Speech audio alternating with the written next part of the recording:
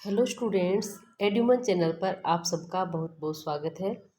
आज हम इस क्लास के अंदर पढ़ेंगे क्लास 11th का चैप्टर 4 मैनेजमेंट ऑफ रिसोर्सेज।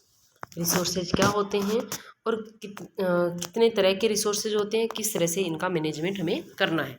तो चलिए स्टूडेंट शुरू करते हैं अपना आज का session. Every day we carry out various activities. Think of any activity you do and you will find that to complete that activity you need one or more of the following.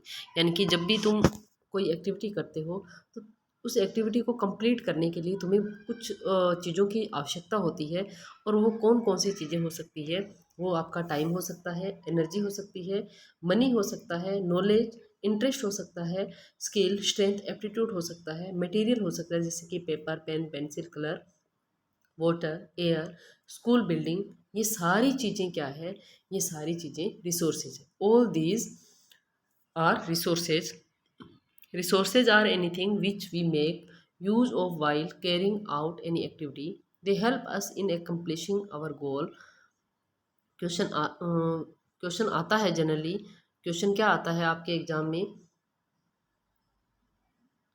Question आता है आपके कि resources क्या है। तो तुम्हें पता होना चाहिए रिसोर्सेज क्या है। Resources are anything which we make use of while carrying out any activity. यानी कि रिसोर्सेज क्या है? रिसोर्सेज वो सब चीज़ें हैं जो हमें किसी भी एक्टिविटी को कैरी आउट करने के लिए हेल्प करती है। They help us in accomplishing our goal. यानी कि हमारे गोल को एकम्प्लिश करने में हमारी हेल्प जो करता है वो क्या है? हमारी रिसोर्सेज है। You may need more of a certain resource for a particular activity as compared to other resources. और किसी भी एक एक्टिविटी को कंप्लीट करने के लिए तुम्हें एक या एक से अधिक जो रिसोर्सेज है उनकी ज़रूरत पड़ सकती है। In the previous chapter you have learn about your own strength, these are your resources.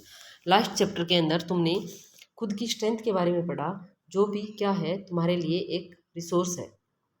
Anything which is not used by us is not a resource.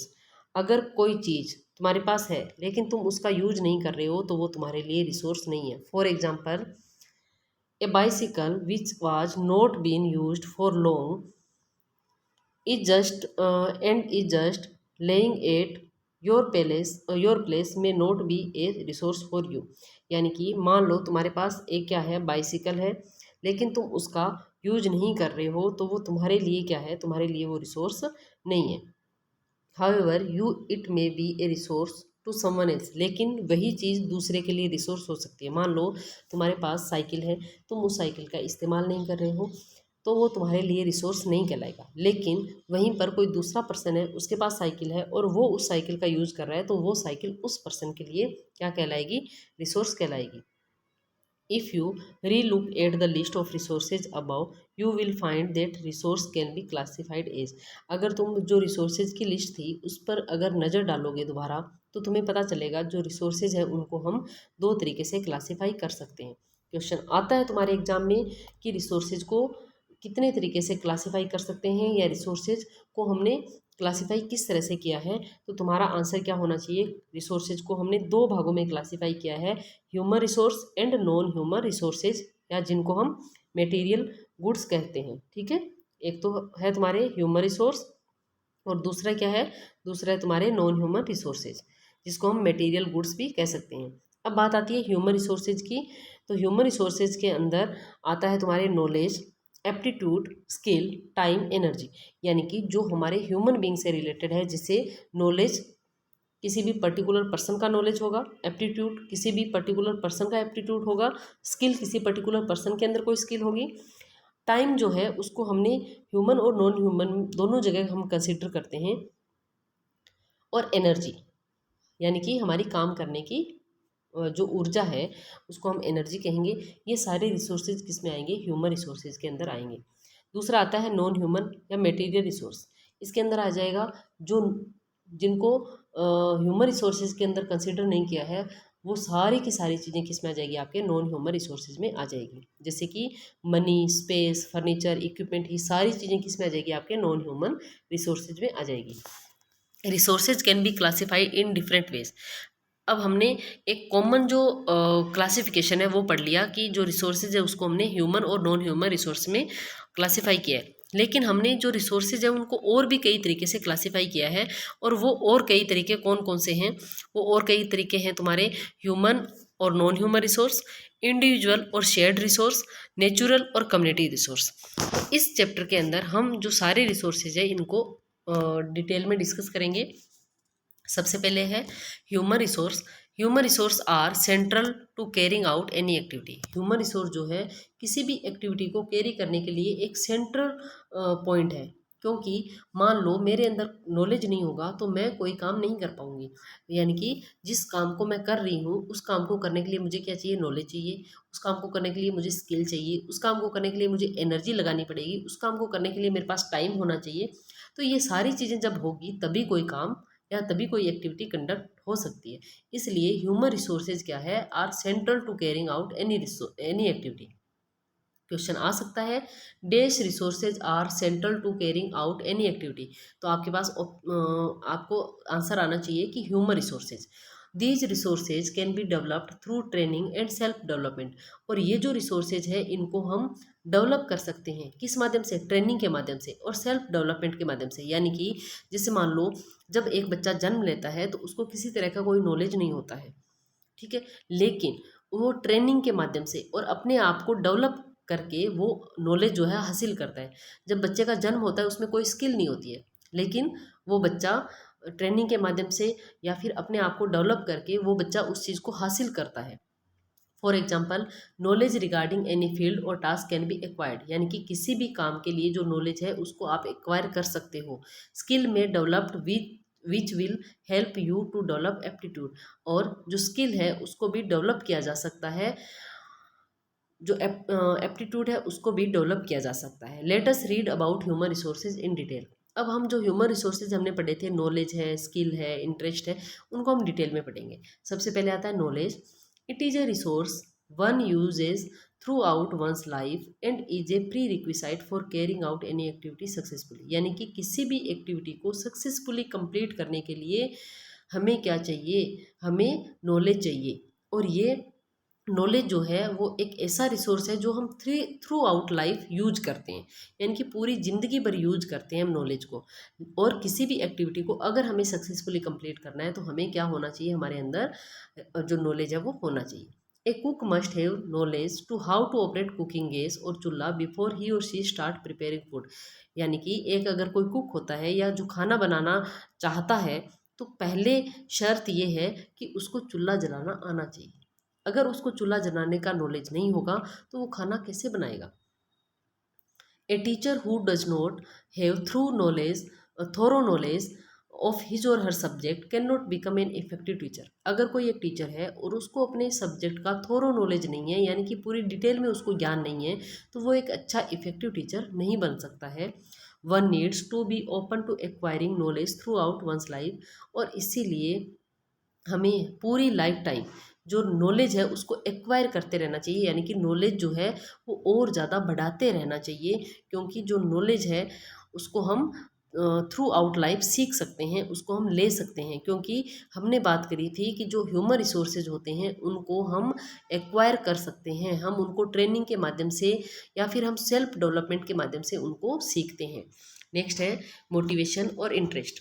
There is a common saying, where there is a will there is a way. यानी कि एक common जो एक line जो है वो कही जाती है कि जहाँ चाहा वहाँ राह। आपने भी पढ़ा होगा, कभी सुना भी होगा कि जहाँ चाह होती है वहाँ राह अपने आप बन जाती है। तो जहाँ आपका इंटरेस्ट होगा, जिस चीज़ में आपका इंटरेस्ट होगा या जिस चीज़ के लिए आप मोटिवेट होगे तो वो काम आप कर लोगे। This indicates that to accomplish any task. और यही जो चीज़ है ये इंडिकेट करती है किसी भी टास्क को एकम्प्लिश करने का, the worker must be motivated and interested in doing it. और जो वर्कर होते हैं वो इस किसी भी टास्क को करने में अगर इंटरेस्टेड होंगे या मोटिवेटेड होंगे तो वो उसको बहुत अच्छे से कंप्लीट कर लेंगे। For example, if a student is not interested in learning a task even when other resources are available, मान लो कोई एक स्टूडेंट है, उसके पास सारे रिसोर्सेज अवेलेबल है किसी भी टास्क को करने में, लेकिन उसको उसमें इंटरेस्ट नहीं है, तो वो क्या करेगा, ही और शी स्टिल में give excuses and not finish the task. तो बच्चे क्या करेंगे, वो एक्सक्यूजेज देंगे और उस टास्क को फिनिश नहीं करेंगे। जनरली ऐसा देखने को मिलता है, मुझे भी क्लासरूम में ऐसा देखने को मिलता है, सुनने को मिलता है कि मैम हमारे पास बुक नहीं थी, या हमारे पास ये नहीं था, हमारे पास नोट्स नहीं थे, या जो भी है, तो हमने ये काम नहीं किया। तो ये सिर्फ बहाने होते हैं, जबकि एक्चुअल में आपका इंटरेस्ट नहीं है। अगर आपका इंटरेस्ट होगा तो रास्ता तो अपने आप बन जाएगा। We may pursue dance, painting, reading fiction, art and craft and other hobbies as per our motivation. और हमारे मोटिवेशन के आधार पर हम कोई सा भी एक टास्क जो है, या कोई सा भी एक काम जो है, वो अपने इंटरेस्ट से कर सकते हैं।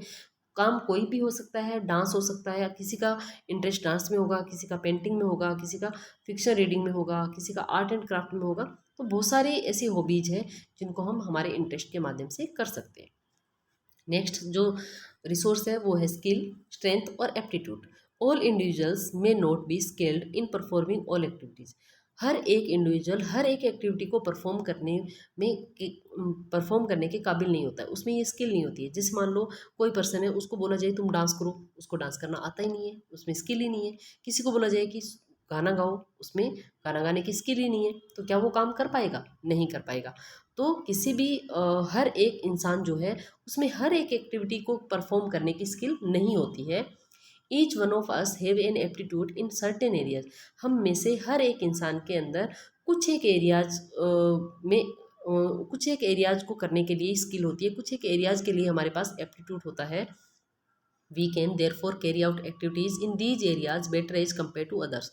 और अगर हम जहाँ पर हमारी जिस चीज़ को करने की हमारे अंदर स्किल होती है, अगर हम उसी काम को करें, उसी एक्टिविटीज़ को करें, उसी एरिया में अगर हम काम करें, तो हम बाकी एरिया की बजाय, या बाकियों की बजाय हम कंपेयर अगर हम करें, तो हम बेटर जो काम है वो कर सकते हैं। जैसे मान लो किसी बच्चे का पढ़ाई में इंटरेस्ट नहीं होकर के किसी बच्चे का डांस में इंटरेस्ट है, तो वो बच्चा अगर डांस करेगा तो वो पढ़ाई की बजाय वो बेटर तरीके से उसमें परफॉर्म कर पाएगा।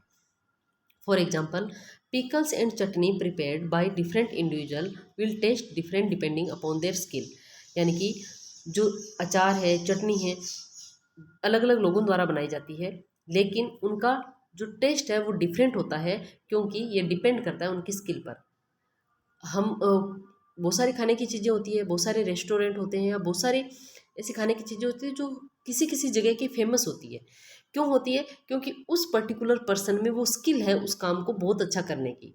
तो उस पर्टिकुलर पर्सन के हाथ का टेस्ट जो है वो बहुत अच्छा होता है, इसीलिए लोग उसको ज़्यादा प्रेफर करते हैं। However, we can acquire skill we do not have through learning and training. और हमने ये देखा कि वी कैन एक्वायर स्किल, कि हम जो स्किल है उसको एक्वायर कर सकते हैं। We do not have through learning and training. यानी कि हम जो लर्निंग है, हम जो ट्रेनिंग है, उसके माध्यम से क्या है, जो स्किल है वो एक्वायर कर सकते हैं। नेक्स्ट आता है time. It is a resource available to everyone equally. जो रिसोर्स, टाइम रिसोर्स जो है वो सबके लिए समान है। यानी कि जैसे स्किल है, किसी में कोई स्किल होगी, नॉलेज किसी में ज़्यादा होगा, किसी में कम होगा, लेकिन जो टाइम है वो सबके लिए बराबर है। 24 आवर सबको मिलते हैं, चाहे वो गरीब हो, अमीर हो, छोटा हो, बड़ा हो, बूढ़ा हो, बच्चा हो, कोई भी हो, उसको 24 आवर मिलते हैं। There are 24 hours in a day and everyone spend it in his or her oven वे। और हर एक इंसान को 24 घंटे मिलते हैं एक दिन में, और वो अपने अपने हिसाब से उन टाइम को स्पेंड करता है। Time once lost can not be regain. अगर टाइम एक बार लॉस्ट हो जाता है तो वापस उसको हम गेन नहीं कर पाते। इसीलिए तुम लोगों को कहा जाता है बार बार कि बच्चों पढ़ाई कर लो, क्योंकि जो टाइम निकल जाएगा वो वापस नहीं आएगा। फिर एग्ज़ाम आ जाएंगे और एग्ज़ाम के टाइम में तुम कहोगे काश मैं पहले पढ़ लेता या पहले पढ़ लेती, अगले साल तो मैं सेशन के स्टार्टिंग से ही पढ़ाई करूँगा या पढ़ाई करूँगी। लेकिन वो टाइम निकल जाता है और वो टाइम वापस नहीं आता है। Hence it is the most valuable resource. Question आ सकता है कि मोस्ट वैल्यूएबल रिसोर्स क्या है, तो वो टाइम है। सबसे मूल्यवान जो रिसोर्स है वो क्या है, टाइम है। Managing time in a specific period and attaining the goal is very important. और इसीलिए टाइम को स्पेसिफिक पीरियड में मैनेज करना और गोल को अचीव करना बहुत ज़्यादा इम्पोर्टेंट हो जाता है। We need to continuously plan and be able to utilize the available time to finish the desired task. और हमें क्या करना चाहिए, हमारे पास जो भी डिजायर टास्क है यानी कि जो भी काम हमें करना है उसके लिए हमें क्या करना चाहिए, हमें कंटिन्यू हमारे टाइम की प्लानिंग करनी चाहिए और जिससे हमारा जो टाइम है उसको हम यूटिलाइज कर सकें हमारे उस डिजायर टास्क को पूरा करने में। Time can be thought of in terms of 3 dimension. जो टाइम है उसको हम 3 डायमेंशन में देखते हैं, work time, non work time, rest और लेजर टाइम। यानी कि एक तो वो टाइम जिस टाइम में हम काम करते हैं, दूसरा नॉन वर्क टाइम यानी कि जिस टाइम में हम कोई काम नहीं कर रहे हैं, और तीसरा रेस्ट का टाइम और लेजर टाइम यानी कि सोने का या आराम करने का time.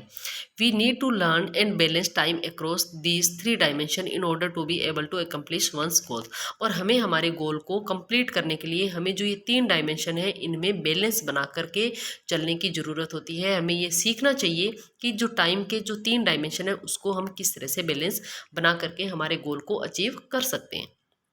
When one learns to balance all the 3 dimensions, it helps the individual to be physically fit, emotionally strong and intellectual alert. और जब हम इन तीनों डायमेंशन में बैलेंस बनाना सीख लेते हैं तो ये इससे हम क्या होते हैं, हम फिजिकली फिट हो सकते हैं, इमोशनली स्ट्रॉन्ग हो सकते हैं और इंटेलेक्चुअली अलर्ट भी हो सकते हैं, क्योंकि हम हमारा काम जो है वो प्रॉपर टाइम पर कंप्लीट कर लेंगे।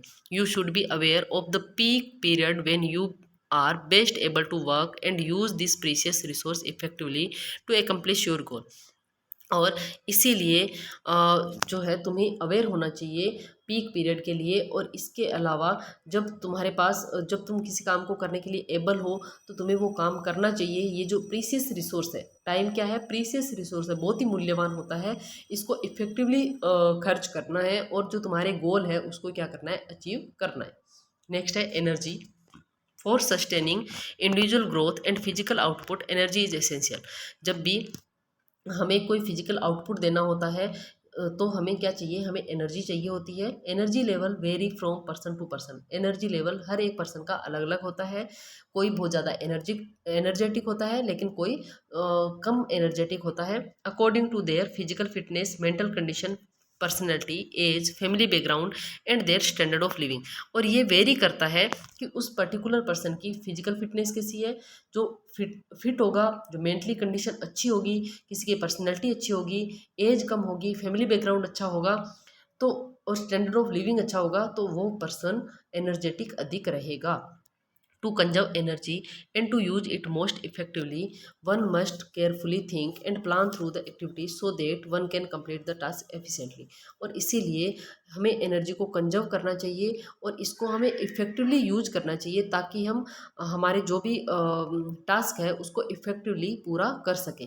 इसके लिए हमें जो केयरफुली सोचना चाहिए और इसकी अच्छे से प्लानिंग करनी चाहिए कि हमें हमारी एनर्जी कौन सी चीज़ों पर लगानी है ताकि हम हमारा काम जो है, हमारा जो गोल है उसको अचीव कर सकें।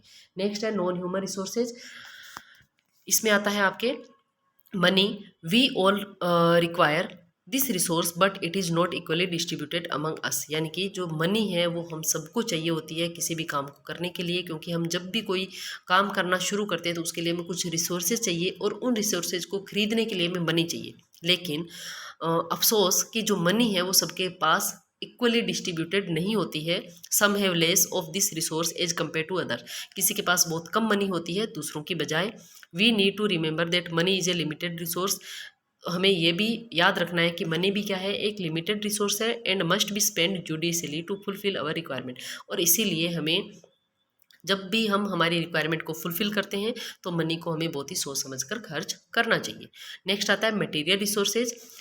मटेरियल रिसोर्सेज में जितने भी मटेरियल है वो सारी चीज़ें आ जाएगी, चाहे वो स्पेस हो, चाहे वो furniture, cloth, stationery, food item, यानी कि वो सारे मटेरियल्स जिनकी ज़रूरत हमें किसी भी एक्टिविटी को करने के लिए होती है वो सारी चीज़ें किस में आ जाएगी, आपके मटेरियल रिसोर्सेज के अंदर आ जाएगी।